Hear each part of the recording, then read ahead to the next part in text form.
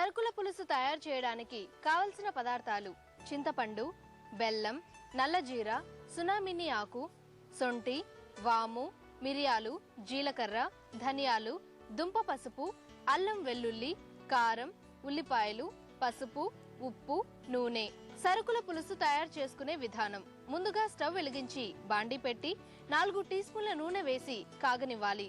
ఇప్పుడు ఒక బౌల్లో జీలకర్ర, వాము, 1/2 టీ స్పూన్ నల్లజీర, 1 టీ స్పూన్ సునామిని ఆకు, 1/2 టీ స్పూన్ మిరియాలు, 1 టీ స్పూన్ ధనియాలు, దుంప పసుపు కొమ్ము 1, సొంటి 1 కొమ్ము, 6 వెల్లుల్లి రెబ్బలు, 1 అల్లం ముక్క, తగినంత ఉప్పు వేసి ఒకసారి గ్రైండ్ చేశాక ఇందులో 1 కప్పు ఉల్లిపాయ ముక్కలు కూడా వేసి బాగా మెత్తగా గ్రైండ్ చేసి ఒక బౌల్లోకి తీసుకోవాలి. ఇప్పుడు కాగిన నూనెలో 1 కప్పు ఉల్లిపాయ ముక్కలు వేసి మగ్గాక ఇందాక గ్రైండ్ చేసిన పేస్ట్ 1 కప్పు వేసుకుని 2 నిమిషాలు ఫ్రై చేశాక ఇందులో 2 కప్పులు పల్చగా చేసిన చింతపండు రసం పోసుకొని చిటికెడు పసుపు, తగినంత ఉప్పు, 1/2 టీ స్పూన్ కారం వేసి పులుసు మరిగాక చిన్న బెల్లం ముక్క వేసుకొని కరిగాక స్టవ్ ఆఫ్ చేసి ఒక బౌల్లోకి తీసుకోవాలి. అంతే, సరుకుల పులుసు తయారు.